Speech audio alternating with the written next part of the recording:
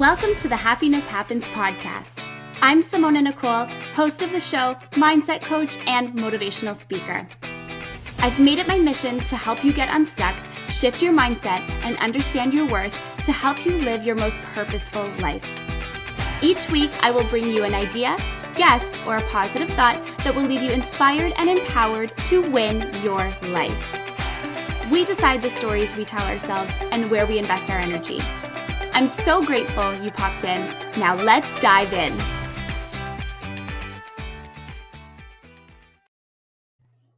Hello, everybody. Welcome to this week's episode on the Happiness Happens podcast. I'm so excited to dive into today's conversation. Today, we have a really incredible guest. We're going to be talking about things that are very, very things that we haven't spoken about on here in specific ways, and in ways that we haven't really sort of dived into before, if you will, for lack of better words. But today on the show we have Kevin, and for those who are on Instagram, he is Expansion Codes, and I really love Kevin already. We've been talking a little bit before I hit record, and we were talking, and he just has this really great energy, you guys, and like incredible personality and perspective. And I really think that you're going to get a lot of value out of this conversation. And I really think that you're going to be able to take actionable items out of this conversation and implement them in your day-to-day life. So Kevin, welcome to the podcast. Thank you for being here today. Oh, I'm so grateful to be here, Simona. This is going to be so much fun. Thank you for having me here. Oh, you're so welcome. You're so welcome. I'm so excited to chat with you. And I would love if you could just tell everyone, where did Expansion Codes come from and how did you come up with it? Oh, such a good question. So it's just, honestly, it's been an unfolding for a while, and I've tried different layers, or like peeled off different layers. And I went from beginning on like my nickname in college in Instagram to going to embracing more of a vegan, lifestyle, and like my platform, and then going into more of this like expat living lifestyle, and then it transitioned to this more like, actually I'm kind of just like transcending something. I don't know what it is. And it just came to me. It came to me in some form, just expansion codes. And like, what I feel like what I share is not mine. Like, it's honestly a channel, and it's codes to unlock our potential. And what I'm doing, perpetually doing, is just expanding. And sometimes it's not as much or as fast as I want it to, but I always feel that there is just some level of my energy just expanding. So, and it's just, with abundance and attraction and all these things, I just love them. But to me, I felt like there's something else that could be there for everybody to reach. And that's what expansion is. It's like everybody desires an expansion in some capacity in their world. So I feel like it's very reachable and very broad. And that's what I'm really trying to hone in on, is being more inclusive with the message, instead of saying, oh, if you're not plant-based, there's something wrong with you, or like, oh, if you're not sober, I want to remove those, because that's not really an inclusive style of how healing happens. Oh, I really love that you just said that. I think that is such a great point. And there's so much depth to that, because I think that a lot of the times we always imagine things need to look or be a certain way, right? We always think that, to heal, you have to do this. To grow, you need to do this. To be accepted by people around you who are in a similar community or a similar space, like you have to do this ceremony, this drink, this, all of these different things. And that's not necessarily the case, right? Like, it can come and look in so many different ways. Yeah. So you said that you were an expat. Are you still, like, where are you living? That's a good question. So the last 8 months I was in Mexico. I started in San Miguel de Allende, which is a little bit outside of, not a little bit, it's closer to Mexico City in proportion, more central. And then after 2 or 3 months there, I just got a call to be reunited with water. I needed to get back near water. And so through that journey, I took a 12-hour bus ride with me and my puppy dog, and we went out to Puerto Vallarta. Nice. And then I went to Salulita, which is a little bit outside of Puerto Vallarta for a few months. And then my best friend, she's still hanging out in Puerto Vallarta with a dear friend of mine. And I went up to Nashville, and now I'm in upstate New York, working with team members and doing a couple more live presentations and workshops. And actually in 2 days, I'm going to be reunited with my best friend. We're going to be meeting again, and I'm going to be taking her on a whole new adventure. So where my home is, honestly, it's where my dog is, and my dog's coming home soon. So I'm really excited. Oh, that's so exciting. Is your Yes. dog with your friend? Yes. Yes. I was so fortunate to align with my first Airbnb in Puerto Vallarta. She is a vet, and she has like 4 dogs. And it was just great to have her, that connection, because I always feel confident if I think to pop up to LA for a couple days for a retreat or something, and I could just feel confident then. And this has been my longest time without her next to me the whole time since we've been together. So it's been Oh my like 10 gosh. days, and I'm missing my best friend for sure. Yeah. Yeah. Oh, I love Yeah. that. I used to have a dog, and so I understand like the relationship, like how, yeah, Yeah. I totally get it. I'm very similar to you, very much so in that way. Tell us a little bit about the work that you do, and the different workshops, but also, like, I guess what I'd love to really know too, before we dive into that question, Sure. how did you get here? Like, tell me about your journey a little bit. I Wow. know it's probably a long story, but as everything, it's like there's always a story behind something. But I love sharing my story. So where I'm at presently has just been about 3 years of unfolding and really just little bit by little bit of expansion. And it all really started when I was in Seattle. I was on paper, I was very successful. I was 6-figure real estate agent. I had, a beautiful condo. I had a beautiful partnership. I had a convertible. I was living the life, right? I was doing everything. And Spirit had other plans for me. So I remember it like it was yesterday. I woke up in my condo, and I couldn't get out of bed. Just couldn't. And that lasted for a whole week. oh wow. So I went through, I know people call it spiritual awakenings. I would label mine as a depression. Like universe was kept telling me, Kev, hey, you need to get out of this world. It's no longer serving you. Because my background's in, public service. I served in the Peace Corps. I always did community organizing, and I just had a heart to be like helping others. Yeah. But I was always doing it in realms where I was always capped. I was always boxed in some capacities. So when I get into real estate, it was the first time I was, one, an entrepreneur, and then 2, where I was able to channel my character, my being, into profits. And it was such a different shift for me.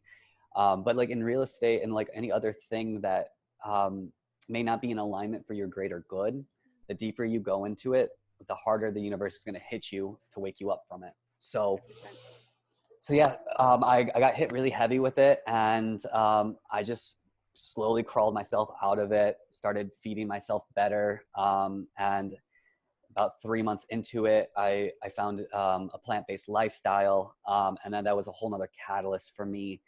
I went out to Hawaii because I had to leave Seattle because it was just no longer serving me. I really left everything. Wow. Just took my dog with me in a couple backpacks, and we moved out to Hawaii. I bought a Honda Element. I switched it up, made it a camper van, and we stayed there for 3 months, just detoxing and like releasing and swimming and just being, and not making any money, and like, all those things that happen. Too much inflow. So that brings me back to the States. And honestly, I was in a period about 1.5 years of just internalizing, figuring things out, flowing. I traveled around the whole US. I bumped a month here, bumped a month there. And then about 1 year ago, I was realigned up in Seattle from a long trip. And I was with a friend. And through that experience, I was connected with a different type of water. And that's really where my true expansion and my true unfolding really, I feel, began, was when this water found me. And Since then, I've been on this whole year journey of just this personal expansion and just helping others do the same. And that kind of leads what I'm doing now is just going around and being this like messenger for water, and just bringing that divinity back and just bringing that awareness back to people of like what water is and what we actually are. And again, this is nothing that I've learned myself and this is my secrets. This is the things just I've channeled through.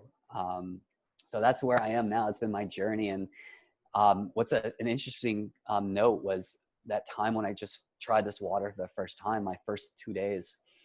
This is maybe a little bit personal, but I always had a trouble with alcohol, and not like so much of where I was living under a bridge and I couldn't handle my life, but I would 2 drinks here, happy hour there, glass of wine there, turns into a bottle of wine by myself, watching Netflix, that kind of comparison. I was never able to release it. And that first few days, I remember having a glass of wine, and I loved wine. Let me just say, I loved that red wine, and I always bought good wine, and I remember pouring it into a glass and sharing it with friends. I cooked a meal with them, and I remember I had a sip of it, and it was the first time it actually registered to me that I was tasting it, like tasting what was in it, not just, oh, this makes me relax, this makes me calm, it's numbing, or whatever it is, covering something. Yeah. I felt what it was doing to me, right? And that was my last sip of alcohol. It was over a year ago. You didn't finish the glass? I couldn't have another sip. Wow. And I didn't realize it until maybe 2 weeks later when I was like, I haven't had a drink. And then it turned into this like month later. And then I started seeing family members in different lenses of like how they're kind of controlled a little bit by substances. And then it hit me even harder. It was like, to dive a little deeper here, is like, I realized that I haven't had a male role model in my life that wasn't controlled by substances in some capacity.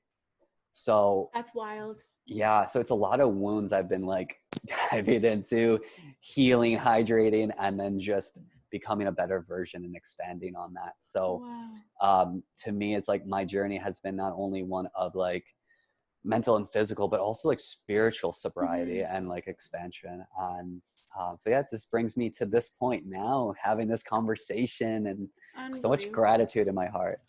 Oh my goodness. Honestly, this is so lovely. And I really think that your story is just so incredible, because I think that that's a really hard thing to like shift and a really hard life to leave, especially if you have all of the things in place, right? You have the place, you have the partner, you have the dog, you have the job, you have the friends, the lifestyle.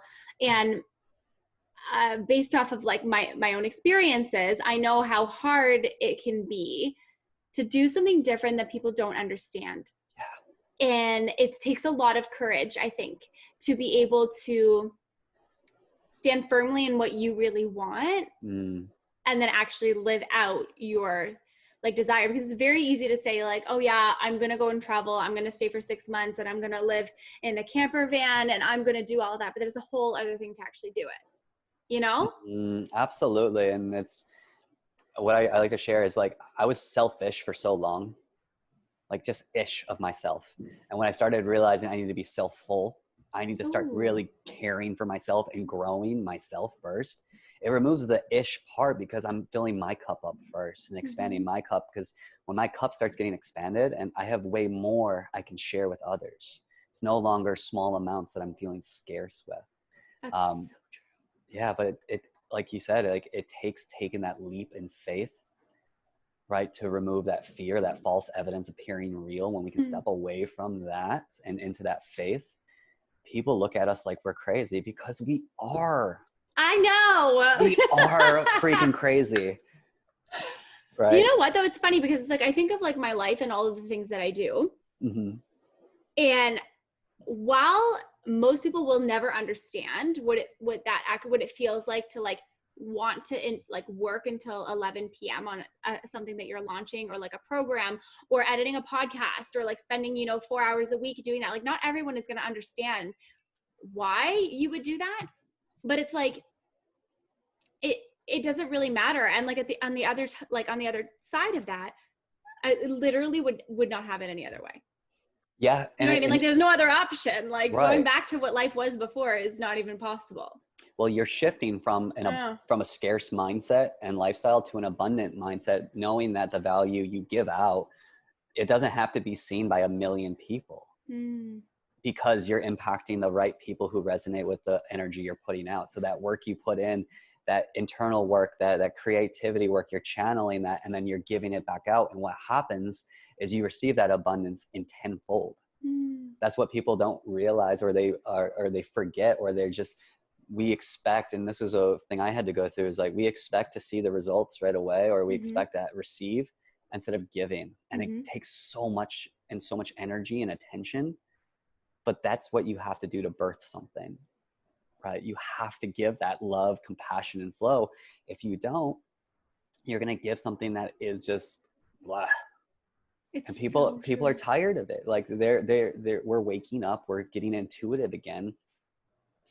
And when we see and we feel that value, and I like to share, it's not so much understanding, it's understanding. And we're starting to understand like our values with each other. So the value you put out, I feel that, right? Like, and those people who like subscribe to your programs and your channels, and they see it and they feel it.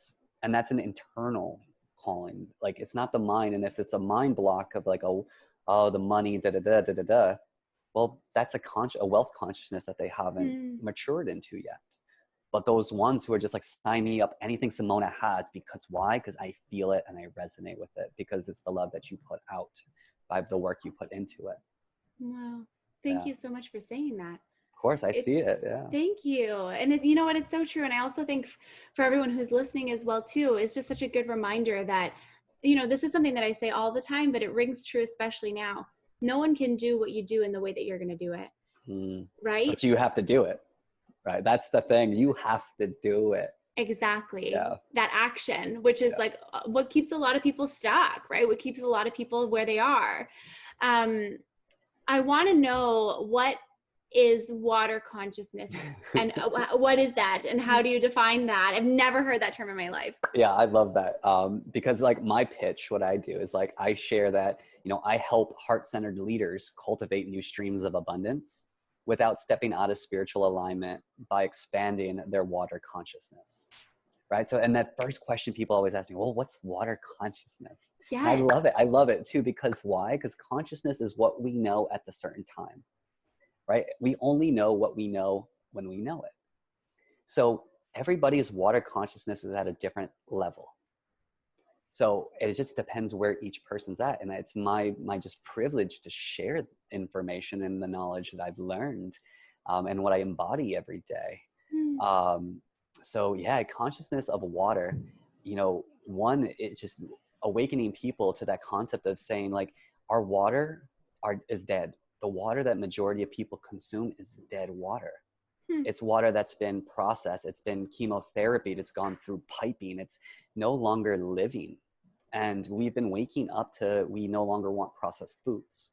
We no longer want dead foods. We want that living food. We want those superfoods. We want those foods that make our body go, I'm feeling great. What we're awakening to now is water. And we are over 75% water by science, and in spirituality, 99%. We are water beings. And when we start making these connections that we are, you know, our blood's 94% water, and it vortexes through our heart, right? And our heart is just a water pump. When we start making these connections with water and the deeper dives of it, and remembering, right, that water in essence is life. You know, we hear water is life, water is life. Actually, water is living if it's from the ground, right? But the majority of water we receive is either through sewer systems, through pipes. And again, it just destroys it. It breaks it apart, and it makes the water upset. There's a beautiful example of water and like how intentions and words and vibrations affect water, by Dr. Emoto. And you can see he does water crystals, and he'll, you know, speak into it. He'll speak like, oh, love, compassion, flow, things like this. And you see these crystalline, beautiful crystals, like beautiful snowflakes. And then you see, he'll speak death, hatred, or he'll just ignore the water, take a photo of it, and it's distorted, it's ugly. And then he'll compare that. He compares it with city water or water from municipal sources. It's the same structure as if you played hard rock music or like the heavy metal music, or if you said death. It's the same structure. It's ugly, it's dilapidated, it's not loved. And then if you look at living water, structured water, right? This is these beautiful, like, crystalline things. This is the divine feminine in form. But what happens is the majority of water we've been drinking is dead. It's acidic, and it just causing us more dis-ease in our body than putting our bodies at ease and into that relaxed, receiving, parasympathetic mode of love.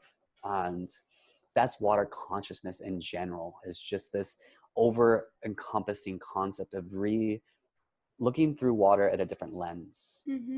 This is not something we consume. This is not something to consume. This is something that we can create with and can start healing us. And I dive in all sorts of different topics with it, but that I feel like is a good overview of water consciousness.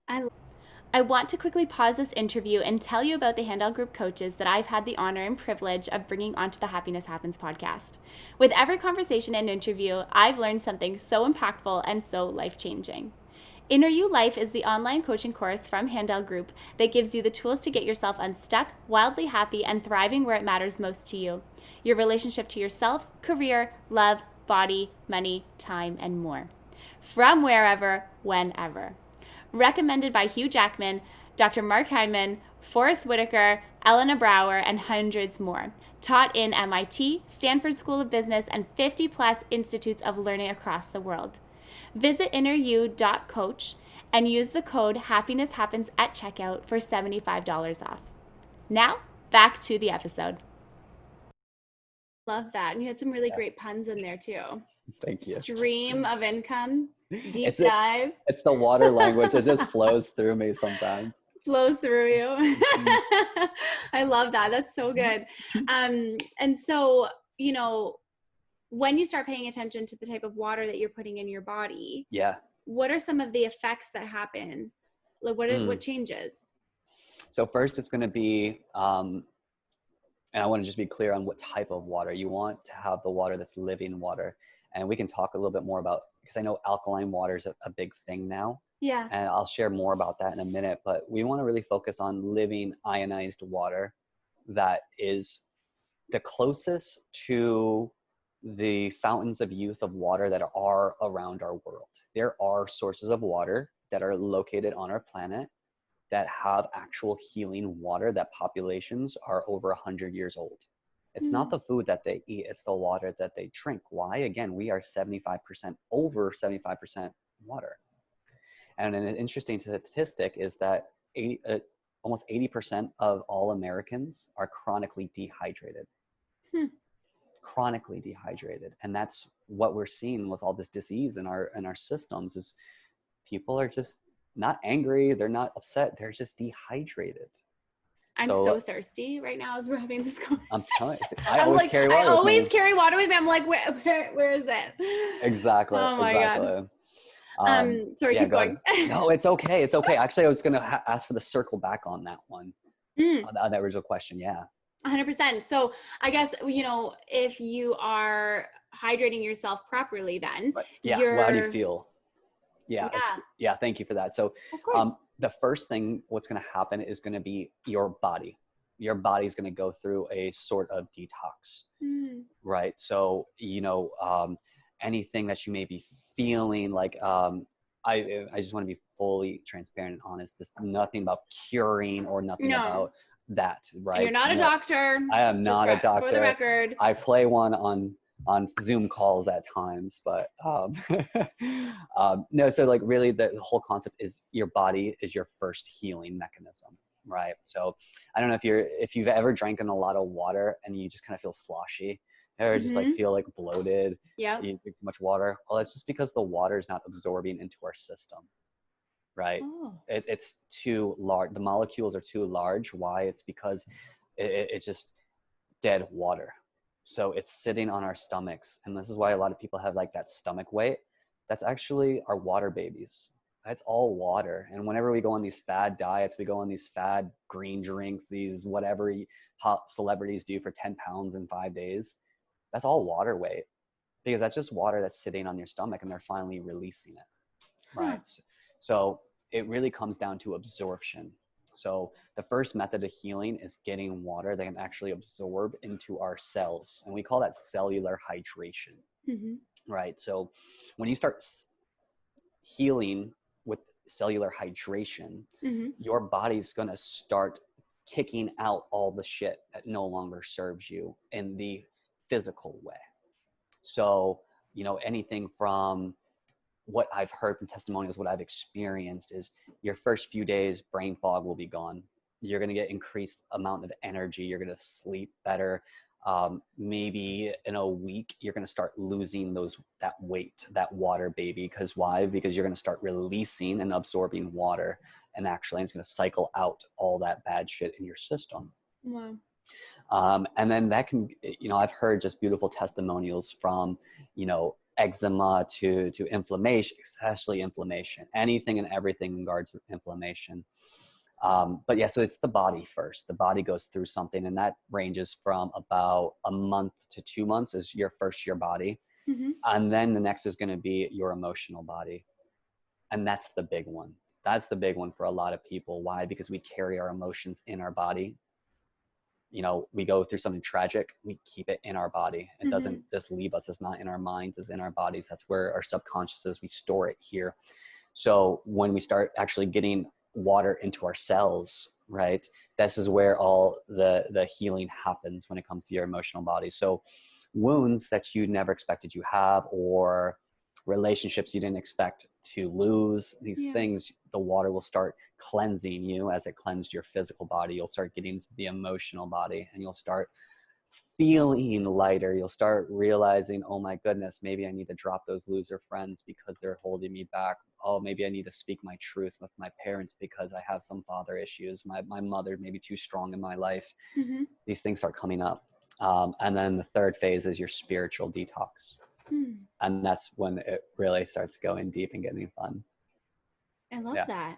I love that. I like the 3 phases too. And I feel like it's really interesting, because I'll be honest, I've never heard that perspective before, because I think you can, just from my own lived experiences, I feel like you can access that place of spirituality and becoming in tune with yourself in so many different ways. But it kind of makes sense. The more you feel good about yourself, the more you allow all of those different things to heal in your life, right? But if you're feeling sluggish all day long, how, it's hard to sort of make that first step. Absolutely. And then in terms of actual energy and embracing energy, why would you say it's important to have a balance between both the masculine and feminine energy? And is there an impact, on this type of energy from the water that we consume? Absolutely. So the majority of water that's consumed is yang, is very masculine energy. Okay. Rainwater is yang, is very heavy, right? So what we desire, what we really want to call it in, is the yin, is that mother Gaia, is that healing, nurturing water, right? Because our bodies want to heal. They don't want to do. We just need to heal ourselves. So this concept of always having to do and create and be. Sometimes we need to receive. And that's the balance, Simona. That's the balance of being able to receive that feminine, and then that giving, that sharing, that doing of the masculine. We're really programmed in this society that says, oh, your accomplishments and your abundance will be equal to the amount that you put in. When are you putting time to receive? Right? And a lot of us don't know how to get into that realm, because why? We're drinking water that is in this masculine world. We're drinking coffee. We're being amped up. We need to do more. We're being told we need more in our lives, instead of saying, well, what if we just allow ourselves to receive and say, I'm open to all the possibilities of abundance and I'm ready to receive it today. And that's the balance of, of the masculine and the feminine. And, diving into the wounded sides of each of them, that's the real work. So the first one is understanding the balance and needing the balance, because it's not a gender thing, right? It's not a male female thing. It is a masculine and a feminine topic. It's energy. And when we can start really getting past this, like, oh, this dude's feminine, that makes him gay, like, that old mindset, it's just a scared little boy. And it's a scared little girl on the other side, right? We all are small children that we are just trying to play with each other again. Like, we want to grow and have fun and that simplistic level, but we're also wearing these adult suits that tell us we have to do things certain ways. That's so true. Yeah. That's so true. And then that's when you have so much unhappiness and so many people who just wake up and are just like, oh my God, like, how did I get here? You know what I mean? Like, I never actually wanted this life for myself. This is not what I actually wanted. Yeah. Or they wake up and they're like, time flies. And I'm just like, there's no such thing as time, one. But two is like, time is so much slower for me. Why? Because I have so much of it. Because I receive it. So much of us give our time for money. Mm-hmm. Right? It's that wounded, linear, masculine concept of money, of like, I need to work 40 hours to receive. Instead of saying, okay, well, I'm going to do something that I'm really passionate about for 80 hours. Because why? It's not work to me. Yeah, it does feel a little bit like effort, but like, it's something you're creating.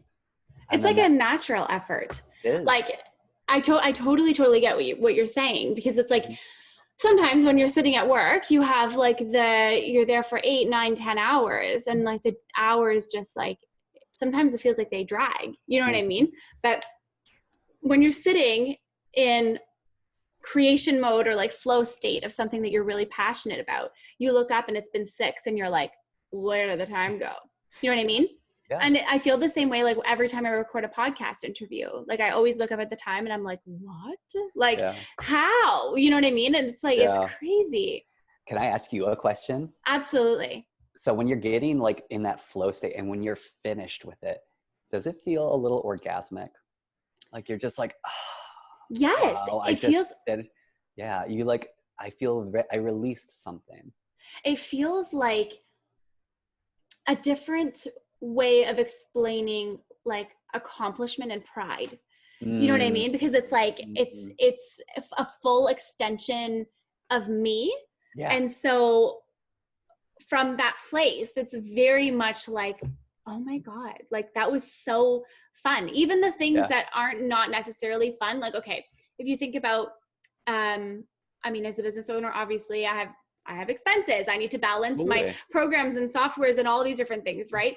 Do I love doing that? No. But at the end of it, I'm like, oh my God, like how great is it to know where I'm at? You know what I mean? And it's like, absolutely. Yeah. But I feel like that's also kind of a choice, like to look at things that way too, right? Because I see a lot of different conversations online on like what you should do, how you should spend your time, where you should, invest, and like how you should outsource. But I'll be honest, like I've had probably like 4 or 5 people tell me to outsource my podcast, and I could never do that.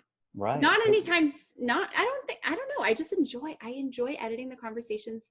So I don't even really edit them, but I love to listen to them back and, remind myself of how great that conversation was. And what was it that we talked about in depth, and what did I learn? And right. You can't get that back if you give that away, Right. And that's, you're defining yourself on what's important to you and the value you decide. Some people value to have more money. So of course, if you can delegate things off, sure, you can create more streams of abundance.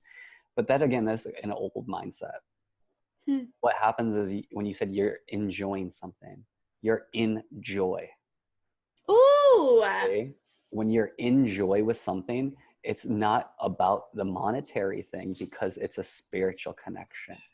And that's our sexual waters. That's that sexual energy. That's tantra. That's really creating something. And then you can share it, right? You can share it. You birth something. You birth a podcast. You birth a course, and you're proud of it. I love that. Yeah. You are very incredible, my friend.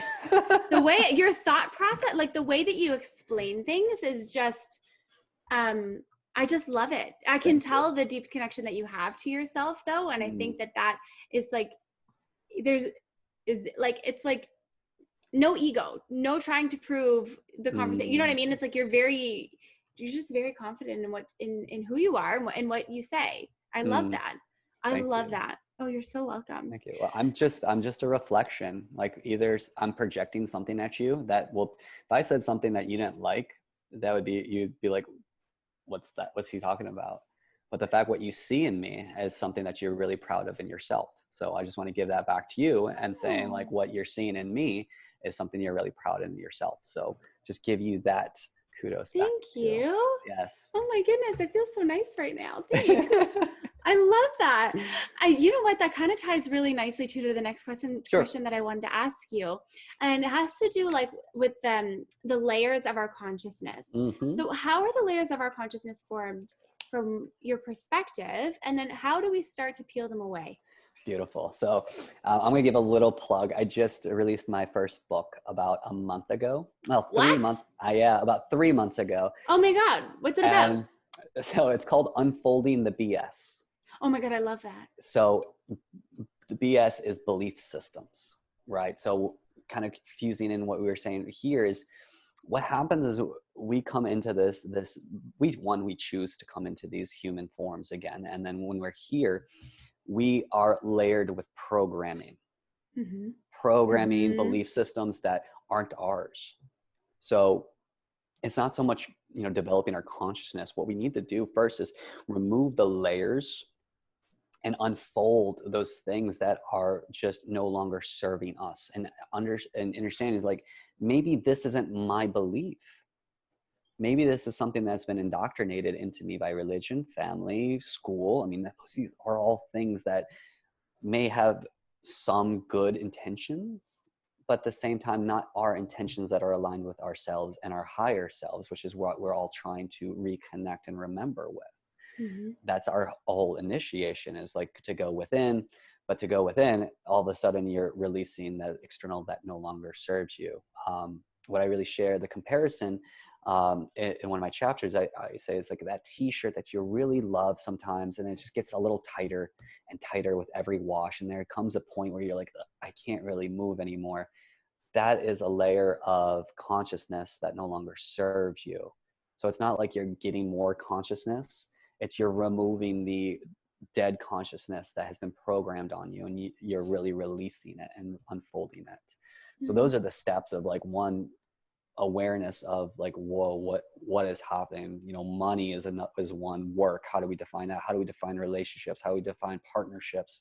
These things, sitting with it is like, is this something that I truly believe if I sat with this, or is this something that somebody else told me? Or, oh, my goal, I need to have 10 goals, and you say them out loud, and they need to be $100,000 today, 10x my life. Are these really things that are in alignment with us, or are they in alignment with somebody else's programming that we subscribe to because we're lost in ourselves? No. That is such a good point. No. And I think that that's why, like, a lot of the time, what I'm noticing a lot lately too, that type of like conversation doesn't land the same way that it used to for people. People don't really care. Like, I shouldn't say that people don't care to have, 10 times their income, 20 times their income, whatever. Sure, people do, because you need money to live in the way that our society is structured, right? But at the same time, it's like that 10K isn't going to be the thing that makes you happy. But it sure helps sometimes. It sure helps. 100%. Let's be real. 100%. 100%. It absolutely does. Yeah. It absolutely does. But it's also like not necessarily the entire reason why you should do something. Because if you don't feel aligned to doing that anymore. Absolutely. It's not going to, sorry, keep going. No, it's going to say, is it the intention? Is the 10K the intention? Because it should be, how can I impact 10,000 people? Not how can I create $10,000? Because if you can impact 1,000 people, and what you do, you can know, oh, I can impact 10 people at the right program cost because they find that value. And that's what we need to start really thinking about. I mean, in that context of removing of, I need to 10x my income. I need to 10x my impact. that's what we need to start doing. Love that. Yeah. Are you a motivational speaker? I Should be. I'm like, yes, 10x your impact. Yes. I'm like, yeah, I'm here for this. I feel like I am what I am in the moment. So if that's what's resonating, I love that. Yeah. I love that. What would you say is the thing that holds people back the most in their lives? Fear, which is false evidence appearing real. A lot of what held me back for so long was my health. Was being able to put my oxygen mask on first. I always desired to help others first. You know, I was in politics, I was in the Peace Corps, I was in community health development. I always wanted to help other people because it made me feel good. Yeah. But I never really felt good because I was either on food stamps or I was barely making enough. And I wasn't on food stamps, but I was still struggling. And when I started really like asking myself, I was like, well, Kev, like, you're not getting any younger, one, and two, you wanted to have more impact in this world. Yeah. I can have way more impact by helping more people, but by growing my skills more. And it's that self-worth. You know, what I do now, working with water, I find a lot of blocks when people are afraid to invest in their health. Not just like growing their business or growing their whatever that is, but just saying like, yes, I'm worthy of the world's best water. Yes, I'm worthy of the world's best food. Yes, I'm worthy of treating myself to a little bit nicer produce. People get really cheap on themselves. And that's what holds people back, is the self-worth thing. And it's a struggle because a lot of people cope with, I don't feel really good about myself. Here's a drink. Here's some marijuana. Here's a toxic relationship to make me feel good. Here's Tinder. Here's anything and everything. I've gone through the whole gamut. And when I started saying, Kev, you are enough. You are worthy. So don't ask yourself, can I afford this? Ask, how can I? And when I start switching my mindset like that, how can I? Oh my goodness, I just received $1,000 from someone I don't know. Exactly. Okay, I can invest into this, and I start feeling better. I start doing better. And it's as within, so without. And a lot of people start with the without. If I have this car, if I have this house, if I have this relationship, I'll feel better. And that's just the backwards lens. And I feel it shifting. But I think people like us are here to really just say, really, it's that inward focus first. It's reconnecting with our purpose and our higher selves and talking about spirituality and God and universe, not feeling like we're chastised about it. True. So, yeah. I love that. Oh my goodness. That's so beautiful. I would love to ask you this question. It's a question that I ask all of my guests when they come on the show. Sure. It's one of my last questions for you. Cool. And it's, how can someone start to create a little more happiness in their day, every day, starting today? Hydration. Oh, I was earlier on Sunday. I was just in flow whenever I talk to groups, and I was giving an example of like, you know, talking about the dehydration in our culture and like how chronic dehydration is disease, but like, what about the acute dehydration when somebody's kind of like a dick, you know, having a bad day, someone's a real asshole, right? I said, now I have a different lens. And instead of saying, oh man, that guy's a real asshole to me, I look at it, I'm like, that guy's just so dehydrated. And that's the lens I look at, because I know that, and I understand that from my knowing of like, I know what hydration can do for people. And it's that simple. It is just that simple. And sometimes the simplistic answers are hardest for people to understand. 100%. Yeah. I love that. No one's ever said that before on the show. Oh, awesome. Memorable. I like it. Oh my goodness. Kevin, where can our listeners find you? Because I know they're going to want to learn more about you. Sure. So I'm on Instagram at Expansion Codes. I also have my first book out that is on Amazon. That's Unfolding the BS. And you can also connect with me on Facebook. I'm going to start really expanding on Facebook and creating a community, because I love sharing and I want to be able to have people who are ready to receive what I have to share. And so, yeah, you can connect with me on any of those platforms.